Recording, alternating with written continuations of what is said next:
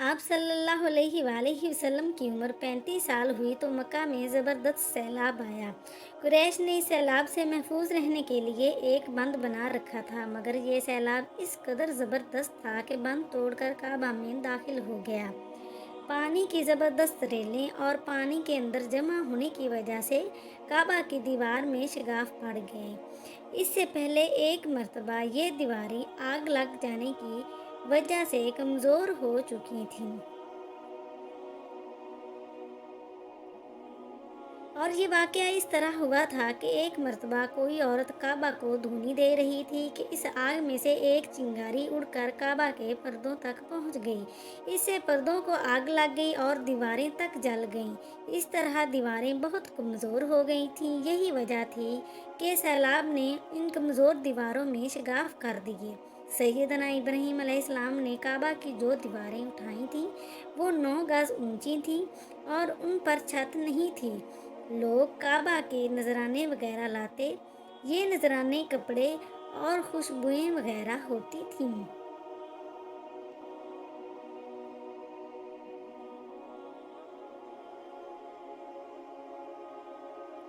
کعبہ کے اندر جو کنواں تھا، یہ سب نذرانے اس کنویں میں ڈال دیے جاتے تھے۔ کنواں اندرونی حصے میں دائیں طرف تھا۔ اس کو کعبے کا خزانہ کہا جاتا تھا۔ کعبے کے خزانے کو ایک مرتبہ ایک چور نے چرانے کی کوشش کی۔ چور کنویں میں ہی مر گیا۔ اس کے بعد اللہ تعالیٰ نے اس کی حفاظت کے لیے ایک سانپ کو مقرر کر دیا۔ یہ سانپ کنویں کے منڈیر پر بیٹھا رہتا، کسی کو خزانے کے نزدیک نہیں آنے دیتا تھا۔ قریش اس سے خوف زدہ رہتے تھے۔ اب جب کہ کعبہ کی دیواروں میں شگاف پڑ گئے اور نئے سرے سے اس کی تعمیر کا مسئلہ پیش آیا تو اللہ تعالیٰ نے ایک پرندے کو بھیجا۔ وہ سانپ کو اٹھا لے گیا۔ یہ دیکھ کر قریش کے لوگ بہت خوش ہوئے۔ اب انہوں نے نئے سرے سے کعبہ کو تعمیر کرنے کا فیصلہ کر لیا اور پروگرام بنایا کہ بنیاد مضبوط بنا کر دیواروں کو زیادہ اونچا اٹھایا جائے۔ اس طرح دروازے کو بھی اونچا کر دیا جائے گا تاکہ کعبے میں کوئی داخل نہ ہو، صرف وہی شخص داخل ہو جسے وہ اجازت دیں۔ اب انہوں نے پتھر جمع کیے۔ ہر قبیلہ اپنے حصے کے پتھر الگ جمع کر رہا تھا۔ چندہ بھی جمع کیا گیا۔ چندے میں انہوں نے پاک کمائی دی، ناپاک کمائی نہیں دی۔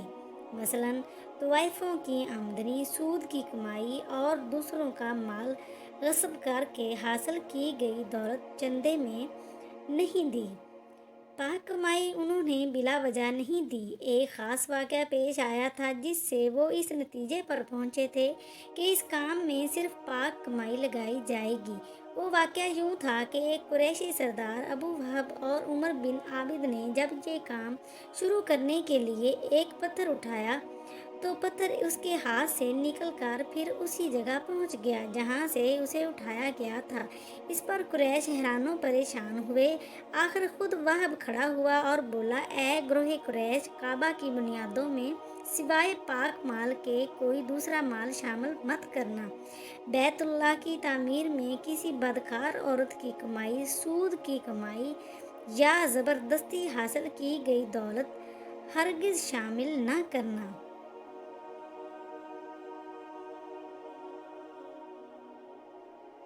یہ واحد نبی کریم صلی اللہ علیہ وسلم کے والد حضرت عبداللہ کا ماموں تھا اور وہ اپنی قوم میں ایک شریف آدمی تھا۔ جب قریش کے لوگ خانہ کعبہ کی تعمیر کے لیے پتھر ڈھونڈ رہے تھے تو ان کے ساتھ نبی صلی اللہ علیہ وآلہ وسلم بھی پتھر ڈھونڈنے میں شریک تھے۔ آپ صلی اللہ علیہ وآلہ وسلم پتھر اپنی گردن پر رکھ کر لا رہے تھے۔ تعمیر شروع کرنے سے پہلے قریش کے لوگوں نے خوف محسوس کیا کہ دیواریں گرانے سے کہیں ان پر کوئی مصیبت نازل نہ ہو جائے۔ آخر ایک سردار ولید بن مغیرہ نے کہا، کعبہ کی دیواریں گرانے سے تمہارا ارادہ اصلاح اور مرمت کا ہے، اس کو خراب کرنے کا نہیں۔ جواب میں لوگوں نے کہا، ظاہر ہے ہم تو مرمت اور اصلاح چاہتے ہیں۔ یہ سن کر ولید نے کہا، तब फिर समझ लो कि अल्लाह ताला इस्लाह करने वालों को बर्बाद नहीं करता। फिर वलीद ही ने गिराने के काम की इब्तिदा की, लेकिन उसने अभी सिर्फ एक ही हिस्सा गिराया था कि मालूम हो जाए कि उन पर कोई तबाही तो नहीं थी। जब वो रात खैरियत से गुजर गई तो दूसरे दिन सब लोग उसके साथ शरीक हो गए और पूरी इमारत गिरा दी, यहाँ तक कि उनकी बुनियाद तक पहुँच गए। ये बुनियाद हज़रत इब्राहीम अलैहिस्सलाम के हाथ की रखी हुई थी।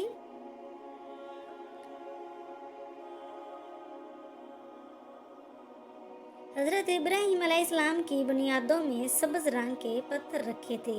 ये पत्थर ऊंट की कोहान की तरह के थे और एक दूसरे से जुड़े हुए थे। इन लोगों के उन लोगों के लिए उनको तोड़ना बहुत मुश्किल साबित हुआ।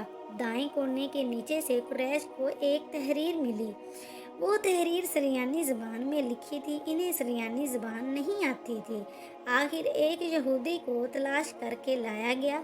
उसने वो तहरीर पढ़कर सुनाई। मैं अल्लाह मक्का का मालिक, जिसको मैंने उस दिन पैदा किया और मैंने आसमानों और ज़मीनों को पैदा किया।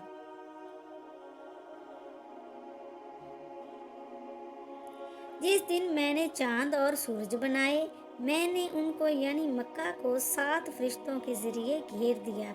इसकी अज़मत उस वक़्त तक ख़त्म नहीं होगी जब तक इसके दोनों तरफ पहाड़ मौजूद हैं।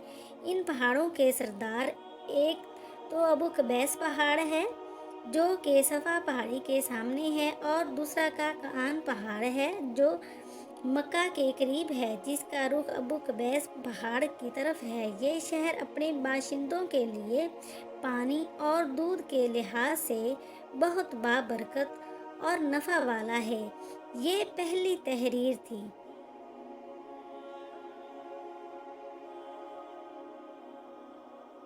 दूसरी तहरीर मुकाम इब्राहीम से मिली। उसमें लिखा था कि मक्का अल्लाह ताला का मोहतरम और मौज़न शहर है। इसका रिज़्क 3 रास्तों से इसमें आता है। यहाँ 3 रास्तों से मुराद कुरैश के 3 तिजारती रास्ते हैं। इन रास्तों से काफ़ी लोग आते जाते थे। तीसरी तहरीर इससे कुछ फासले से मिली। उसमें लिखा था, जो भलाई बोएगा लोग उस पर रिश्क करेंगे, यानी उस जैसा बनने की कोशिश करेंगे, और जो शख्स रुसवाई बोएगा वो रुसवाई और नदामत पाएगा। तुम बुराइयां करके भलाई की आस लगाते हो। हाँ, ये ऐसा ही है जैसे कीकर यानी कांटेदार दरख्त में कोई अंगूर तलाश करे। ये तहरीर काबा के अंदर पत्थर पर खुदी हुई मिली। काबा की तामीर के सिलसिले में कुरैश को पत्थरों के अलावा लकड़ी की भी ज़रूरत थी। छत और दीवारों में लकड़ी की ज़रूरत थी। लकड़ी का मसला इस तरह हल हुआ कि एक जहाज़ अरब के साहिल से आकर टकरा गया। आज इस मुकाम को जद्दा का साहिल कहा जाता है। पहले मक्का का साहिल कहलाता था, इसलिए मक्का का करीब तरीन साहिल यही था। साहिल से टकरा कर जहाज़ टूट गया। वो जहाज़ किसी रूमी ताजर का था। इस जहाज़ में शाह रूम के लिए संगे मरमर, लकड़ी और लोहे का सामान ले जाया जा रहा था। कुरैश को इस जहाज़ के बारे में पता चला। ये लोग वहां पहुंचे और उन लोगों से लकड़ी खरीद ली। इस तरह छत की तामीर में इस लकड़ी को इस्तेमाल किया गया। आखिर खाना काबा की तामीर का काम हिजरे असवद तक पहुंच गया। अब यहाँ एक नया मसला पैदा हो गया। सवाल ये था कि हिजरे असवद को कौन उठाकर उस जगह पर रखेगा। हर कबीला ये फजीलत खुद हासिल करना चाहता था। ये झगड़ा इस हद तक बढ़ा कि मरने मारने तक नौबत आ गई।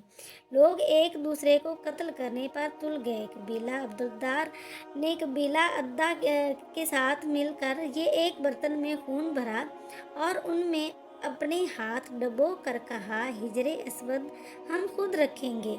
इस तरह दूसरे कबीले भी उठ गए। तलवारें नियामों से निकल आईं। आखिर में वो सब बैतुल्लाह में जमा हुए। उन लोगों में अबू उमैया बिन मुगीरा था। उनका नाम हुज़ैफा था। कुरैश के पूरे कबीले में ये सबसे ज़्यादा उम्र वाला था। ये उम्मुल मोमिनीन सैयदा उम्मे सलमा का बाप था। ये कुरैश के इंतहाई शरीफ लोगों में से था। मुसाफिरों का सफरी सामान, खाना वगैरह देने के सिलसिले में बहुत मशहूर था। जब कभी सफ़र करता तो अपने साथियों साथियों के खाने पीने का इंतज़ाम खुद करता था। उस वक़्त इस शदीद झगड़े को ख़त्म करने के लिए उसने एक हल पेश किया। उसने सबसे कहा, "ऐ कुरैश के लोगों, अपना झगड़ा ख़त्म करके तुम यूँ करो कि हरम के सफ़ा नामी दरवाज़े से जो शख्स सबसे पहले दाखिल होगा, उससे फ़ैसला करा लो। वो तुम्हारे दरमियान जो फ़ैसला करे वो सब उसको मान लें।" ये तजवीज़ सब ने मान ली। आज उस दरवाज़े को बाबुल सलाम कहा जाता है।